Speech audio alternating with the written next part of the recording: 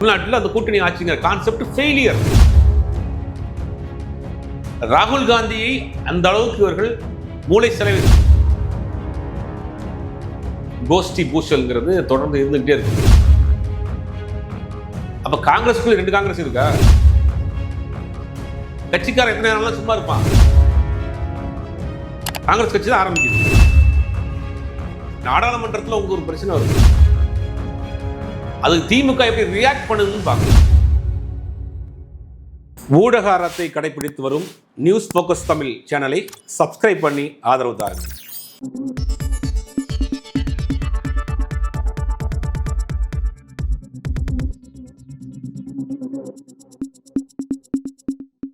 News focus Tamil நேயர்களுக்கு வணக்கம். இன்று நம்மோடு இணைந்திருக்கிறார் பத்திரிகையாளர் சுபேர் அவர்கள். வணக்கம் சார். வணக்கம்.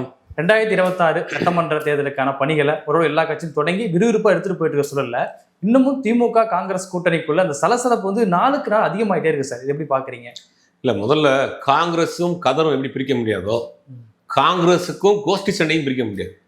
நீங்க காங்கிரஸ் இன்னைக்கு பல மாநிலங்கள் ஆண்டுகிட்டு இருந்த கட்சி இன்னைக்கு அப்படி சுருங்கி ஒரு சிறு பிரதேசத்தில் மட்டும் வாழக்கூடிய கட்சியா மாறி இருக்குன்னா அது காங்கிரஸ் கொடுக்கக்கூடிய கோஷ்டி தான். நீங்கள் ஆல் இண்டியா லெவலில் எடுத்துக்கிட்டாலும் சரி, திரிணாமுல் மம்தா பானர்ஜியாக இருக்கட்டும், சரத்பவாராக இருக்கட்டும், நிறையா தலைவர்கள் காங்கிரஸ்லேருந்து கொகாயா இருக்கட்டும், நிறைய பேர் காங்கிரஸ்லேருந்து வெளியேறியவர்கள் தான். வெளியேறி தனி இயக்கம் பண்ணார். தமிழ்நாட்டுக்கு அவங்க காமராஜர்லேருந்து மூப்பனார் வரைக்கும், வாழப்பாடி ராமமூர்த்தி, திண்டிவன ராமமூர்த்தி, குமரி ஆனந்தன், இவங்க எல்லாம் தனியாக களம் கண்டவர்கள் தான். பக்கத்து மாநிலமாக இருக்கக்கூடிய பாண்டிச்சேரியில் என்ஆர் காங்கிரஸ் வரைக்கும் நீங்கள் சொல்லிக்கிட்டே போகலாம். அப்போ இந்த காங்கிரஸ்குள்ள இருக்கக்கூடிய அந்த கோஷ்டி பூசல்ங்கிறது தொடர்ந்து இருந்துகிட்டே இருக்கும். இப்போ இந்த தேர்தலை பொறுத்த வரைக்கும் திமுக கூட்டணியில் ஒரு வலுவான கூட்டணியாக இருக்குது, தொடர்ந்து வெற்றி பெற்றுக்கிட்டு இருக்கிறாங்க. இப்போ அந்த கூட்டணிக்குள்ள இருக்கக்கூடிய எந்த கட்சியிலேயாவது சலசலப்பு இருக்காங்கன்னா இல்லை. விசிகாக்குள்ளேருந்து வரும். விசிகாவுக்கும் ஆட்சி அதிகாரத்தில் பங்கு, அதிகப்படியான சீட் அப்படிங்கிறாங்க. அதே அவங்க முறைப்படி பேசிகிட்டு இருக்காங்க. அது என்னங்கிறது அவங்க பேசி முடிவு பண்ணிக்கிறாங்க. ஆனால் இந்த நேரத்தில் ஆட்சி அதிகாரத்தில் பங்கு அப்படிங்கிறது அவர் 2 கட்சிகள் 2 தலைமைகள் முடிவு பண்ண வேண்டிய விஷயம். காங்கிரஸ் கட்சியும் இப்போ அந்த கோரிக்கை கேட்குறாங்க. எங்களில் உள்ளாட்சி அமைப்புகளில் எங்களுக்கு பங்கு வேணும், வாரியங்களில் எங்களுக்கு பங்கு வேணும், அப்புறம் சட்டமன்றத்தில் அமைச்சரவையிலையும் எங்களுக்கு பங்கு வேணும்னு கேட்குறாங்க. இது காங்கிரஸ் கட்சி இன்னைக்கு எந்த நிலைமையில் இருக்கிறது? 2014 தனிச்சு நிற்கிறாங்க. அப்போ அவங்க வாங்கப்பட்ட வாக்கு சதவீதம்ங்கிறது வெறும் 4%. அப்போ தனிப்பட்ட முறையில் அன்னைக்கு இருக்கக்கூடிய கன்னியாகுமரியில் வசந்தகுமார் அண்ணாச்சி வசந்தகுமார் தனிப்பட்ட முறையில் அவருடைய செல்வாக்கில் வாங்கிய வாக்கில் தான் டெபாசிட் வாங்கினாங்க. மிச்ச இடங்கள்லாம் டெபாசிட் போச்சு. அதற்கு பிறகு அன்னைக்கு வாசன் இருந்தார். இன்னைக்கு வாசன் ஒரு அணியாக ஒரு பிளவாக போயிட்டார். பெரிய பிளவாக கூட சின்ன பிளவுன்னு வச்சுங்க. இத்தனை பிளவுக்கு மத்தியில் இந்த 2014 இந்த 2026 வரைக்கும் கட்சி வளர்ந்துருக்குதா அப்படின்னா பெருசாக வளர்ச்சி இல்லை. இதுக்கு முன்னாடி இருந்த தலைவர் KS அழகுரி என்ன பண்ணார்? 4 பேரை கூட்டு போய் ரயிலை மறைச்சார். 4 பேரை கூட்டு போய் ரயிலை மறைச்சிருக்காங்க. இப்பயுமே வாங்க, போன நாடாளுமன்ற தேர்தலில் காங்கிரஸ் கட்சிக்கு 10 சீட் கொடுக்கப்பட்டு 10மே ஜெயிச்சிருக்கிறாங்க. 10 நாடாளுமன்ற உறுப்பினர்கள். ஒரு நாடாளுமன்ற உறுப்பினருக்குள்ள 6 சட்டமன்ற தொகுதி வரும். அப்போ அவங்களுடைய கணக்கு என்ன? 60 தொகுதிகள் கொடுக்கப்பட்டிருக்கு. யாரு? திமுக 60 தொகுதி கொடுக்கப்பட்டிருக்கு. திமுகவினுடைய நிலைப்பாடு மட்டும் கிடையாது, அண்ணாவுடைய நிலைப்பாடு. மத்தியில் கூட்டாட்சி, மாநிலத்தில் சுயாட்சி. இதுதான் பேஸ். அதிமுகவுக்கும் பேஸ் தான், திமுகவுக்கும் பேஸ் தான். அந்த பேஸை போட்டவர் அண்ணா. அப்போ நீங்கள் மத்தியில் ஆட்சி வர்றப்போ உங்களுக்கு அன்னைக்கு டிமாண்ட் பண்ணலையே, 10 சீட்டு வாங்கி 10 லட்டு மாதிரி ஜெயிச்சிங்களே. திமுக கூட்டத்தில் இருக்கக்கூடிய அத்தனை கட்சி வேலை பார்த்துச்சே. அப்போ இன்னைக்கு மாநிலத்தில் தேர்தல் நடக்கிறப்ப நீங்கள் அதை புரிந்து கொண்டு நடந்து கொள்வது தான் சரியான முறையாக இருக்கும். ப்ராக்டிக்கலாக நான் சொல்கிறத யோசிச்சு பார்த்தா உங்களுக்கு 60 சீட் கொடுத்துருக்காங்க நாடாளுமன்ற தேர்தலில். ஏன்னா நீங்கள் தான் மத்தியில் ஆட்சி அமைக்க போகிறீங்க. ஒட்டுமொத்த இந்தியாவில் நீங்கள் எதிர்கட்சி கூட இல்லை 10 வருஷமா. அப்படி உள்ள ஒரு கட்சியை அப்போ ராகுல் காந்தி இந்தியாவினுடைய காங்கிரஸ் கட்சியினுடைய தலைவரோட கிடையாது. அப்படி இல்லை. அப்படி உள்ள நேரத்தில் வட இந்திய தமிழ்நாட்டில் அந்த கூட்டணி ஆட்சிங்கிற கான்செப்ட் பிரதமர் வேட்பாளராக ஏற்றுக்கொள்ள தயங்கிய பொழுது தமிழ்நாட்டிலிருந்து ஒரு குரல், மு.க. ஸ்டாலின் அடுத்த இந்தியாவினுடைய பிரதமர் வேட்பாளர் ராகுல் காந்தி முன்மொழிந்தார். அவருடைய குரல் எழுந்த பிறகுதான் மற்ற கட்சிகள் வெளிவந்தாங்க. அதுக்கு பிறகு மம்தா பானர்ஜி நான் தான் பிரைம் மினிஸ்டர் கேண்டிடேட்டு, சரத்பவார் நான் தான் பிரைம் மினிஸ்டர் கேண்டிடேட்டு, நம்ம நிதிஷ்குமார் அதனால வெளியிலே போனார், என்ன பிரைம் மினிஸ்டர் அறிவிக்கலன்னு. இத்தனை குழப்பங்களுக்கு மத்தியில் ராகுல் காந்தி ஸ்டாலின் அவர்கள் மட்டும்தான் ரொம்ப தெளிவாக உங்களை பிரைம் மினிஸ்டர் கேண்டிடேட்னு அனௌன்ஸ் பண்ணது திமுக ஸ்டாலின். இப்போ தமிழ்நாடு தேர்தல் வரப்போகுது. தமிழ்நாடு தேர்தல் வர்றப்ப இவர்களுக்கு நீங்க அந்த உதவிக்கு கைமாறு உதவி செய்யணுமா இல்லையா? உங்களை வந்து சும்மா ஒன்றும் இல்லை. போன முறை என்ன சீட் வாங்கியிருக்கிறாங்களோ இந்த முறை போட்டி பலமா இருக்கு. ஒரு பக்கம் விஜய் பிரிக்கிறாரு, ஒரு பக்கம் அதிமுக பாஜக கூட்டணி பிரிக்கிறாங்க. அதிமுகக்குள்ள இருக்கக்கூடிய பிளவுகள்லாம் அவங்க சரி செய்யக்கூடிய வேலை பண்றாங்க. ஆட்சி அதிகாரம் அவர்கிட்ட மத்தியில் இருக்கு. இத்தனை பிளவுக்கு மத்தியில் ஒரு போட்டியான நிலைமையில தேர்தல் சந்திக்க போறாங்க. இந்த நேரத்தில் நீங்கள் கை கொடுக்கணுமா, கையை முறிக்கணுமா? இல்ல சார், இப்ப இந்திய அளவுல ஒரு தேர்தல் சொல்றீங்க, அது ஒரு பக்கம் இருந்தாலும் இப்ப மாநில அளவுல தான் காங்கிரஸோட செல்வாக்கு ரொம்ப குறைவா இருக்கு. மாநில அளவுல தங்களோட செல்வாக்கு உயர்த்திக்கணும் அப்படின்னா குறிப்பிட்ட அளவு இந்த சீட்டு கொடுத்து ஜெயிச்சா அவங்களோட செல்வாக்கு உயர்த்திக்க முடியும். 50 சீட்டு கொடுத்தாலும் 50 சீட்டு ஜெயிச்சிருவாங்களா அவங்க? பீகார்ல என்ன நடந்துச்சு? கட்டமைப்பு என்ன? எனக்கு இந்த வடிவேல் காமெடி தான் ஒரு ஞாபகம் வருது. வடிவேலும் சரத்குமாரும் ஒரு காமெடி ஒன்று இருக்கும். ஒரு கராத்தே போட்டியில் ஜெயிச்சா 1 கோடி ரூபா பரிசுன்னு. நான் வேணா கராத்தே போட்டியில் போய் ஜெயிக்கவா அப்படின்னு கேட்பாரு சரத்குமார்.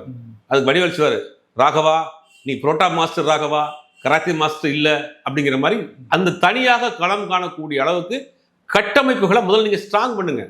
பீகாரில் என்ன பண்ணீங்க? தேர்தல் வேட்பாளர் வாபஸ் வாங்கக்கூடிய முதல் நாள் வரைக்கும் நீங்கள் என்ன பண்ணுறீங்க? மல்லு கட்டுறீங்க. அதே மாரி சண்டை போட்டு சீட் வாங்குறீங்க. ஒரு இடத்துல எதிர்த்து வேட்பாளர் பாட்டுறீங்க. என்ன நடந்துச்சு? 4 தொகுதியோ 3 தொகுதியில் ஜெயிச்சிங்க. அப்போ மாநில கட்சியினுடைய ஒத்துழைப்போடு தான் நீங்கள் வந்து போட்டி போடுறீங்க. இப்போ உங்கள்கிட்ட 40 சீட்டோ 30 சீட்டோ வாங்கினா இத்தனை குழப்பத்துக்கு மத்தியில் உங்களையெல்லாம் ஈஸியாக காலி பண்ணிடுவாங்க எதிர்கட்சிகள். பிரவீன் சக்கரவர்த்தி ஒன்று பேசுகிறாரு, ஒரு பக்கம் வந்து மாணிக் தாகூர் ஒன்று பேசுகிறாரு, ஒரு நாடாளுமன்ற உறுப்பினர் ஒருத்தர் பேசுகிறாரு, சட்டமன்ற உறுப்பினர் பேசுகிறாரு. உங்களுக்கு 50 சீட்டே கொடுத்தாலும் உங்களிடம் நம்பகத்தன்மை இல்லையே, ஒற்றுமை இல்லையே, என்ன பண்ண போறீங்க? இல்ல அதீத ஜனநாயகம் வந்து காங்கிரஸ்குள்ள வந்து கொடுக்கப்படுது. அதுதான் இவ்வளவு பிரச்சனைக்கு வந்து காரணம் சொல்லப்படுது. உள்ளுக்குள்ள இவ்வளவு கோஷ்டி மோதல் தான் இந்த பிரச்சனைக்கு காரணம் நினைக்கிறேன். இந்த கட்சி அழிஞ்சு போனதுக்கு அதாங்க காரணம். ஒட்டுமொத்தமாக காங்கிரஸ் கட்சி இந்தியா முழுவதும் ஆண்ட கட்சி இன்னைக்கு இவ்வளவு பலகீனமா போனதுக்கு காரணம் இதுதான். உங்களுக்கு சீட் அதிகமாக கேட்கறது உங்களுடைய கடமை, உங்களுடைய உரிமை. அது நீங்க எப்படி கேட்கறதுங்கிற வழிமுறை இருக்குல்ல. எல்லா கட்சிகளையுமே சீட் அதிகமாக கேட்குறாங்க. கம்யூனிஸ்டுகள் இந்த மாதிரி நாங்கள் சீட் அதிகமாக கேட்போம், பிசிகா எங்க அதிகமாக கேட்போம், மனிதநேய மக்கள் கட்சி நாங்கள் அதிகமாக 2 கொடுத்தாங்க 5 கொடுங்கன்னு கேட்குறாங்க, முஸ்லீம் லீக் 5 கொடுங்கன்னு கேட்குறாங்க, கொங்கு நாடு முன்னேற்றங்களும் அவங்க 4 கொடுங்கன்னு கேட்குறாங்க. எல்லா கட்சியும் கேட்பாங்க. அது கேட்கறது எங்க கேட்கணும்? 2 கட்சி தலைவர்கள் 2 கட்சி குழுக்குள் பேசணும். பத்திரிகையாளர் சந்திப்புல பொதுக்குழு தீர்மானம் என்றதெல்லாம் இது என்ன விதமான அரசியல்? இது திமுக சைடுல இருந்து வெளிப்படையான காங்கிரஸ் விமர்சிக்கிறாங்க. ராஜகண்ணப்பா பேசுறாரு, காங்கிரஸ் வந்தாலும் வரட்டும் போகட்டும்ன்றாரு. இதெல்லாம் வெளிப்படை விமர்சனம். கடந்த 3 மாசமா யார் பேசிட்டு இருக்கிறாங்க? கடந்த 3 மாசமா நவம்பர் மாசத்துலேருந்து ஆரம்பிச்சிட்டீங்க. ஓப்பனா சொல்லணும்னா காங்கிரஸ்குள் இருக்கக்கூடிய RSS பிஜேபி சங்கிகள் செய்யற வேலை. நம்ம முன்னாள் மூத்த தலைவர் வந்து கோபனா அவர்கள் சமயத்தில் பேசின ஒரு இன்டர்வியூலாம் பார்த்துருப்போம். ரொம்ப தெளிவாக சொல்றார், காங்கிரஸ்குள்ளேயே இப்படி ஒன்று ஆட்கள் இருக்கிறாங்க அப்படின்னு. ஏன் கோபனா விடுங்க, ராகுல் காந்தி ஒருபடி மேலே போய் சொல்றார், பாஜக RSS சித்தாந்தத்தில் நம்பிக்கை உள்ளவர்கள் இங்கே இருக்காதீங்க, வெளியே போயிருங்கன்றார். அப்போ அந்த கட்சிக்குள் உட்கார்ந்து கொண்டு இந்த கட்சியை கபலீகரம் பண்ணக்கூடிய வேலையை, கட்சியை கரையான அரிக்கிற மாதிரி அரிக்கக்கூடிய வேலையை காங்கிரஸ் கட்சிக்குள்ளும் செஞ்சுட்டு இருக்காங்க. உங்களுடைய ஒரு கூட்டணியில் இருக்கிறீங்க, நீங்கள் அவங்க கேட்குறீங்க, அது உங்க உரிமை. கொடுக்க முடியல இன்னொரு கட்சிக்கு போகலாம். அது யாருக்கும் யாரும் வந்து கட்டுப்பாடெல்லாம் கிடையாது. ஆனால் அந்த கூட்டணியை நீங்கள் பலகீனப்படுத்தக்கூடிய வேலையை செய்யறீங்கிறதா அவங்க மேலே இப்போ சந்தேகம். இப்போ அன்னைக்கு அகில இந்திய காங்கிரஸ் கட்சியினுடைய தலைமையில் ஒரு கூட்டம் நடந்தது. அப்போ செல்வ பெருந்தகை கலந்துக்கிறாரு, எல்லா நிர்வாகிகள் தமிழ்நாடு சேர்ந்த முக்கிய நிர்வாகிகள்லாம் கலந்துக்கிறாங்க. அப்போ அவர் சந்திச்சுட்டு வெளியில் வந்து என்ன சொல்கிறாங்க, பத்திரிகையாளரை சந்திக்காதீங்க, கூட்டணி சம்பந்தமாக பத்திரிகைகள்லையோ தொலைக்காட்சிகள்லையோ பேசாதீங்க, சமூக வலைதளங்களில் பதிவு போடாதீங்க, அதுக்காக நாங்கள் ஒரு குழு போட்டிருக்கோம். அவங்க ஒரு குழு போட்டிருக்காங்க, 21ஆம் தேதி பேச போகிறாங்க. அதுக்கு முன்னாடி என்ன இவர் அவசரம்? மதுரை மாவட்ட செயற்குழுல தீர்மானம் போடுறாங்க. அப்போ காங்கிரஸுக்குள்ள 2 காங்கிரஸ் இருக்கா? தமிழ்நாட்டுக்கு ஒரு காங்கிரஸ் கமிட்டி இருக்கு, அதை எடுக்கக்கூடிய முடிவு தான். இப்போ இவர் மதுரை மாவட்ட காங்கிரஸ் கமிட்டியில் தீர்மானம் போடுறாரு, எங்களுக்கு இதெல்லாம் வேணும் அப்படின்னு. அப்போ நீங்கள் தலைமையை மீறி செயல்படுறீங்களா? இல்லை, இதில் பெரிய சந்தேகம் என்ன அப்படின்னா, ராகுல் காந்தியுடைய ஆசீர்வாதம் இல்லாமல் நடக்காது. இப்போ சோனியா காந்தியை பொறுத்த வரைக்கும், கார்கேயை பொறுத்த வரைக்கும் அவங்க திமுக கூட்டணியில் தொடர்ன்றாங்க. நீங்கள் நான் லிஸ்ட்டு சொல்கிறேன், இவங்க எல்லாமே திமுக கூட்டணியில் இருக்கணுன்றாங்க. ஏன்னா மூத்த அரசியல்வாதிகள் கலை யதார்த்தம் தெரியும், இந்த நேரத்தில் இங்கே வந்து இருக்கணும்னு நினைக்கிறாங்க. கார்கே, சோனியா காந்தி, ப. சிதம்பரம், கார்த்திக் சிதம்பரம் போன்ற முக்கிய ஆட்கள் எல்லாமே இந்த கூட்டணியில். இன்னைக்கு மணிசங்கர் ஐயர் பேசியிருக்கார், ஒட்டுமொத்த இந்தியா பிளாக்கை வந்து தலைமையேற்று நடத்தி கொண்டு போகிறதுக்கு ஸ்டாலின் சரியான ஆளுங்கிறார். ஏன் சொல்கிறார் அப்படின்னா, இந்த இந்தியா கூட்டணி முதல்ல கன்வீனராக யார் இருந்தாருன்னா நிதிஷ்குமார் இருந்தார். இடையில நிதிஷ்குமார் புடிங்கிட்டு போயிட்டார். அப்போ அரவிந்த் கெஜ்ரிவால் உள்ள வரல. இப்போ அரவிந்த் கெஜ்ரிவாலை பேசி உள்ளே கொண்டு வந்தது இன்னைக்கு இருக்கக்கூடிய ஸ்டாலின். மம்தா பானர்ஜியை பேசி காம்ப்ரமைஸ் பண்ணி உள்ள கொண்டு வந்தது ஸ்டாலின். இப்போ இந்தியா கூட்டணியில் அறிவிக்கப்படாத ஒரு கன்வீனராக இருந்தார் இந்த கூட்டணி அலையன்ஸை ஃபார்ம் பண்ணதில். அப்படி ஃபார்ம் பண்ணதுனால தான் இன்னைக்கு இந்தியாவுடைய எதிர்கட்சியாக இருக்குது காங்கிரஸ். மம்தா பானர்ஜி ஒரு முரண்டு பிடிச்சிருந்தாங்க, அரவிந்த் கெஜ்ரிவால் ஒரு பக்கம் முரண்டு பிடிச்சிருந்தாரு, எல்லாத்தையும் கொண்டு வந்து உள்ள சேர்த்து. ஏன்னா இவரிடமும் எல்லாரோடையும் ஒரு ஒரு சுமூகமான ஒரு உறவு இருக்கு. இப்போ இந்தியா அலையன்ஸில் மேஜர் பார்ட்டியாக இருக்கிறது 2 பேர் தான். ஒன்று சமாஜ்வாதி பார்ட்டி, ஒன்று டிஎம்கே. சமாஜ்வாதி பார்ட்டியை பொறுத்த வரைக்கும் அவங்க யூபியில் ஸ்ட்ராங்காக இருக்கிறாங்க. அடுத்த வருஷம் தேர்தல் வரப்போகுது. காங்கிரஸ் போனால் அவங்களுக்கு லாபம், இல்லாட்டி காங்கிரஸ் இல்லாமல் அவங்க தனியாக கண்டஸ்ட் பண்ண போகிறாங்க. வரக்கூடிய கருத்து கணிப்புகள்லாம் இந்த முறை பிஜேபி வருவதற்கான வாய்ப்பு இல்லைங்கிறாங்க யூபியில். அந்த மாதிரி அங்கே ஒரு நிலைமை. இங்கே பார்த்தீங்கன்னா இந்தியா அலையன்ஸை பொறுத்த வரைக்கும் நாளைக்கு நாடாளுமன்றத்தில் உங்களுக்கு ஒரு பிரச்சனை வருது. நாடாளுமன்றத்தில் உங்களுக்கு ஒரு பிரச்சனை வர்றப்ப 100 எம்பி நீங்கள் இருக்கிறீங்க. தமிழ்நாட்டை சேர்ந்த காங்கிரஸ் எம்பியை கழிச்சிட்டு 30 எம்பி இருக்கிறீங்க. இந்த 30 எம்பிகளுடைய ஆதரவு பொது பிரச்சனைகளுக்கு எல்லாம் ஒன்று சேர்றீங்க. அப்போ திமுக கூட்டணியிலிருந்து காங்கிரஸ் வெளியேறினால் இந்தியா அலையன்ஸே முடிஞ்சிடும். கம்யூனிஸ்டில் அவங்க அலையன்ஸில் இல்லை. மகாராஷ்டிராவில், கேரளாவில் ஒரு மாதிரி இருக்கிறாங்க, வெஸ்ட் பெங்கால் ஒரு மாதிரி இருக்காங்க. இருக்கிற கட்சி 2 கட்சி டிஎம்கேவும் சமாஜ்வாதி பார்ட்டி தான் இருக்காங்க.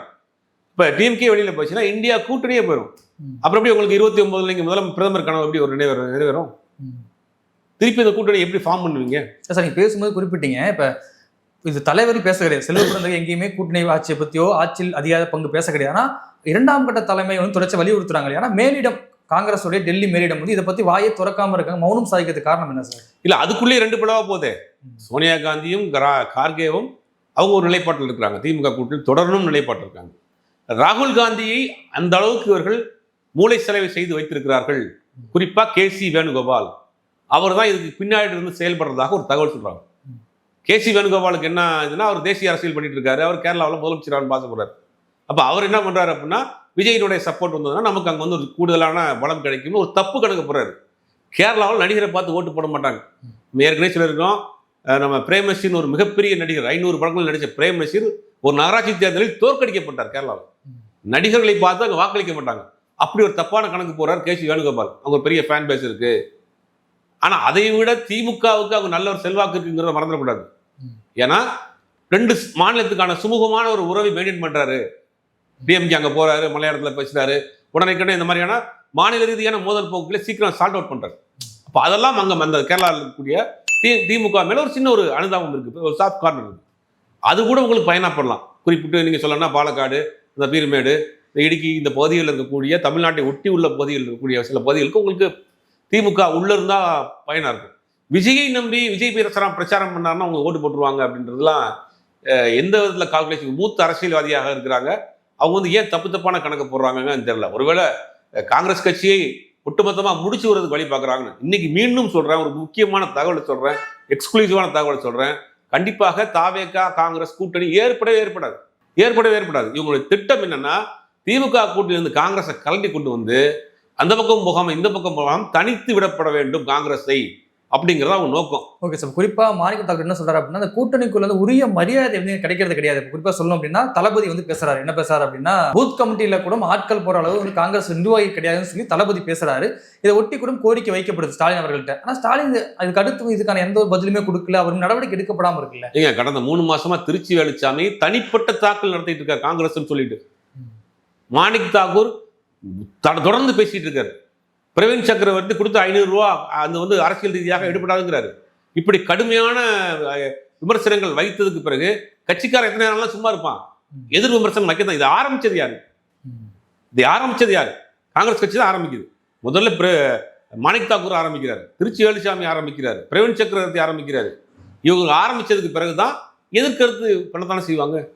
எவ்வளவு இது எனக்கு தெரிஞ்சு திமுக மிக மிக மிக கண்ணியமான முறையில், நிதானமான முறையில் இந்த விஷயத்தை ஹேண்டில் பண்ணுது.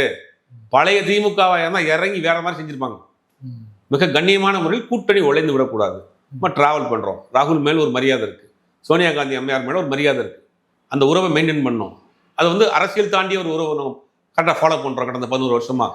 அப்போ அதை உழைச்சிடக்கூடாதுங்கிறது ரொம்ப பக்குவமாக அதை ஹேண்டில் பண்ணுது. இல்லை சார், இந்த இப்போ கூடுதல் சலசா போகிறதுக்கு என்ன காரணம் நான் பார்க்குறேன் அப்படின்னா, இப்போ ஓப்பன் மேடையில் ஸ்டாலின் அவர்கள் டிக்ளேர் பண்ணுறாரு, ஆட்சியில பங்கு தமிழ்நாட்டுக்கு ஒத்து வரான்னு சொல்லி. இதுவுமே வந்து கூட்டணிக்குள்ள பேச வேண்டிய விஷயம் தானே. ஏன் ஓப்பன் மேடையில் ஸ்டாலின் அவர்கள் அறிவிக்கிறது தானே காங்கிரஸ்? ஓப்பன் மேடை இல்லை, அது ஒரு பத்திரிகையாளர் சந்திப்பில் கேட்குறாங்க. தமிழ்நாட்டில் வந்து அது வந்து தமிழ்நாட்டுக்கு செட் ஆகாதுங்கிறார். அது யதார்த்தம் சொல்றாரு. நானே சொல்லுவேன். தமிழ்நாட்டில் அந்த கூட்டணி ஆட்சிங்கிற கான்செப்ட் ஃபெயிலியர். 1980 திமுக அந்த பரீட்சையை செய்து பார்த்தா தோத்து போயிருக்கு. இதே காங்கிரஸோட 1980 இதே காங்கிரஸ் டிஎம்கே 50-50 சீட் ஷேரிங், கூட்டணி ஆட்சி, தோல்வி. அப்ப இது ஒரு தமிழ்நாட்டுக்கு ஃபெயிலியர் கான்செப்ட். கூட்டணி ஆட்சிக்கு ஃபெயிலியர் கான்செப்ட். 2000 அவ்வளவு இப்ப எடுத்துக்க 2016 ஒரு 4 கட்சி 5 கட்சி சேர்ந்து மக்கள் நல கூட்டணி ஆட்சினாங்க. ஃபெயிலியர். ஒரு தொகுதியில் கூட ஜெயிக்க முடியல. தமிழ்நாட்டுக்கு இந்த சிஸ்டம் ஃபெயிலியர் சிஸ்டம். ஜாயிண்ட் அலையன்ஸுங்கிறது ஃபெயிலியர் சிஸ்டம். அதைத்தான் சொல்றாரு. ஒரு ப்ரெஸ் மீட்ல கேட்குறாங்க, இது வந்து ஃபெயிலியர் கான்செப்ட், இது வேண்டாம், நாங்கள் தெளிவாக தான் இருக்கிறோம், அவங்களோட நட்போட இருக்கிறோம், என்னுடைய பிரதர் மாதிரிங்கிறார் ராகுல் காந்தி. என்னுடைய பிரதர் மாதிரி, என்னுடைய சகோதரர் மாதிரி ராகுல் அப்படிங்கிறாரு. இதில் என்ன தவறு இருக்கு? அப்போ ஒரு மூத்த அரசியல்வாதி 50 வருஷம் அரசியல் இருக்கிறார். தமிழ்நாட்டினுடைய அரசியல் தட்பவெப்பம் தெரியும் அவருக்கு. அவர் கான்செப்ட் ஃபெயிலியர் கான்செப்ட்டுங்கிறாரு. விஜய் ஒரு ஃபெயிலியர் கான்செப்ட் தூக்கி வந்துட்டு தூசி தட்டி வச்சுக்கிட்டு வாங்கன்னு கூப்பிடுறாரு. யார் நம்பி போலையே. அண்ணன் திருமாவளவனுக்கு இருக்கக்கூடிய அரசியல் அறிவு கூர்மை காங்கிரஸ்க்கு இல்லையே. விஜய் தான் அவர் கூப்பிடுறாரு ஆட்சியாளர்கள் பங்குன்னு. அவர் சொல்றாரு, இது பாஜகவுடைய குரல், இது பாஜகவினுடைய செல்லப்பிள்ளை, பாஜகவுடைய பி டீம், இந்த கூட்டணி உடைக்கிறதுக்காக நீ வச்சு நீ வேலையை காட்டுற, சாத்தானே அப்பால போட்டு துரத்தி விட்டாரு. இல்லை சார், நேற்று ஒரு முக்கியமான விஷயத்தை வந்து என்ன பதிவு பண்றாரு அப்படின்னா, இந்தியா முழுவதும் பாஜக எதிர்க்கக்கூடிய ஒரு சக்தியா காங்கிரஸ் இருக்காங்க. எடுத்துக்கிட்டு என்ன சொல்றாருன்னா, இப்ப நாடாளுமன்றத்தில் 8 எம்பிக்களும் சஸ்பெண்ட் செய்யப்பட்டாங்க. அது பெரும்பான்மை யாரு அப்படின்னா காங்கிரஸ் தான். ஒருத்தர் வந்து சிபிஎம். இதுல திமுக சேர்ந்த எம்பிக்கள் யாருமே இல்லை, அவங்க சைடு வாங்கிட்டாங்க, துணை நீக்க மாட்டாங்கன்னு சொல்றாரு. இல்லை, ஒரு வெட்டு தீர்மானம் கொண்டு வர்றாங்க, நம்பிக்கையில்லா தீர்மானம் கொண்டு வர்றாங்க. அந்த நேரங்களில் வந்து ஒன்று சேர்ந்து தானே வாக்களிக்கிறாங்க. உதாரணத்துக்கு பீகார் எலெக்ஷன் நடக்குது. பீகார்ல எஸ்ஆர் வரப்ப ஒட்டுமொத்த எம்பிகள் நோட்டில் இறங்கி தர்ணா பண்ணாங்களா இல்லையா, நீதிமன்றத்துக்கு போனாங்களா இல்லையா. அப்போ ஒரு சஸ்பெண்ட் பண்ணப்பட்டதுக்கு தமிழ்நாடுடைய முதலமைச்சர் கடும் கண்டனம் தெரிவித்தார், அறிக்கை கொடுத்திருந்தார். நாடாளுமன்றத்தில் திருச்சி சிவா அதுக்கு சம்பந்தமான கண்டன அறிக்கையை பதிவு பண்ணியிருந்தார். அப்போ யாரை சஸ்பெண்ட் பண்ணுவாங்கன்னா, யார் அங்கே திமுகவோ காங்கிரஸோ பிஜேபியோ எந்த கட்சி மேல் நடவடிக்கை எடுக்கிறாங்களோ அங்கே அவங்க தான் பண்ணுவாங்க. அந்த நேரத்தில் திமுக மேல் நடவடிக்கை எடுக்கணும்னு கேட்க முடியாது. அது திமுக எப்படி ரியாக்ட் பண்ணுதுன்னு பார்க்கும். திமுக அதுக்கு ரியாக்ட் பண்ணுச்சு. தவறான விஷயத்த பண்றீங்க, ஜனநாயகத்தை முடக்குறீங்க, அவர் ரியாக்ட் பண்ணுச்சு, அவ்வளவுதான். அதே நேரத்தில் பிரச்சனைன்னு வரப்போ ஒன்றா நிற்கிறாங்கல்ல. பீகார்ல வந்து கிட்டத்தட்ட 1 கோடி பேரை நீங்க நீக்கிட்டீங்கன்னு ஒரு பெரிய ஒரு போராட்டத்தை கையில் எடுக்கிறப்ப திமுக எம்பிகளும் சரி, அங்கே சமாஜ்வாதி பார்ட்டி எம்பிகளும் சரி ஒரு பெரிய அளவில் ஜாயிண்டா போனாங்கல்ல. அப்போ பொது பிரச்சனைக்கு நாடாளுமன்றத்தில் திமுகவினுடைய தயவு, திமுகவினுடைய எம்பிகள் தேவை. தமிழ்நாட்டில் காங்கிரஸ் கட்சி, திமுகவுக்கு காங்கிரஸ் தேவை. உங்களுக்கு நாடாளுமன்ற தேர்தல் 60 சீட் கொடுத்தாங்கல்ல, 10 சீட் கொடுத்தாங்க, 60 தொகுதி கணக்கு. அப்ப நீங்க இதை கொஞ்சம் விட்டு கொடுத்து தான் போங்களேன்.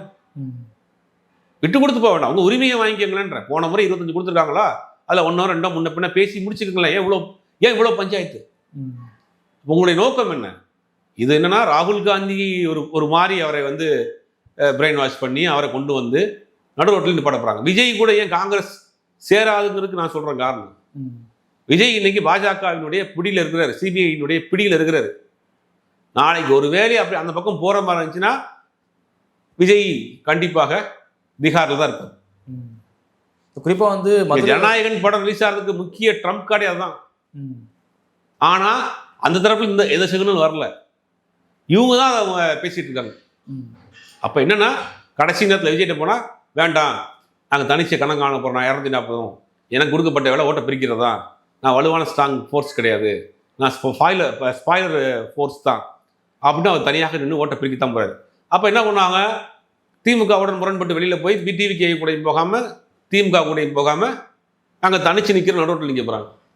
இந்த வேலையை செய்வதற்கு காங்கிரஸ்குள்ள இருந்து கொண்டே காங்கிரஸ்காரர் வேலை பார்க்குறாங்க. நீங்கள் ஏன் போல இது வரைக்கும், ஏன் டிவிகே கூட பேசலை, ஏன் டிவிகே தரப்புலேருந்து எந்த விதமான குழு போடலை? கன்ஃபார்ம் உங்களுக்கு வேணான்னு முடிவு பண்ணி திமுக கதவு சாத்திருச்சுங்க, கூட்டணி ஆட்சி இல்லைன்னுட்டாங்க. திரும்ப ஏன் கேட்டுக்கிட்டு இருக்கீங்க? முதலமைச்சர் சொல்ல எத்தனை நாள் ஆகுது? அகில இந்திய தலைமையிலேருந்து ரியாக்ஷன் வந்துச்சா?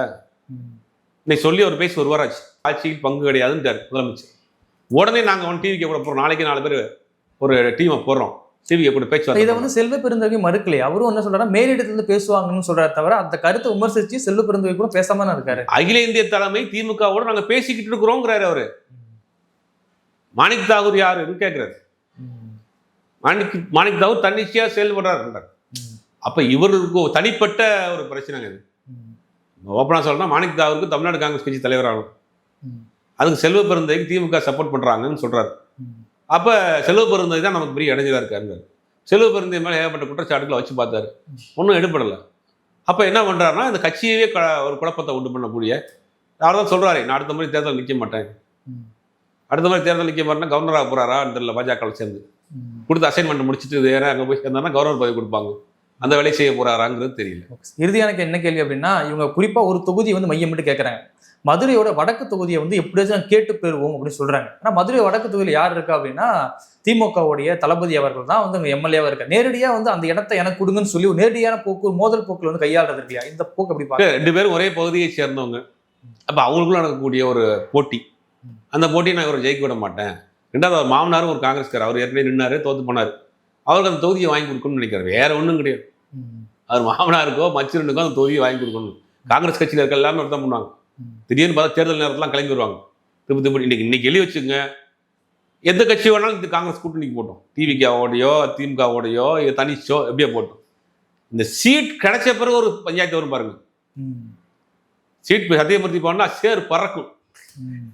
எங்க இருந்து தான் அவர் அண்டல். அப்ப இந்த காங்கிரஸ் கட்சி எப்பயுமே அகில இந்திய கட்சிகள் எல்லாமே அந்தந்த மாநிலத்தில் இருக்கக்கூடிய ஆட்கள் தான் மெஜாரிட்டியா வேலை வைப்பாங்க. இந்த வேலையும் அப்படிதான் நடக்கக்கூடியது. இந்த பிரச்சனை இன்னைக்கு கூட முடியாது. சீட் கிடைச்சாலும் பிரச்சனை, சீட் கிடைக்காட்டியும் பிரச்சனை. இவங்க பேசிக்கிட்டே இருப்பாங்க, கூட்டணிக்குள் குழப்பத்தை உண்டு பண்ணிட்டே இருப்பாங்க. அதுக்குள்ள தேர்தல் முடிஞ்சிடும். ஓகே சார், இவ்வளவு நேரம் நிகழ்வில் கலந்து கொண்டு பல்வேறு கருத்துக்களை பயந்த நமக்கு நன்றி சார்.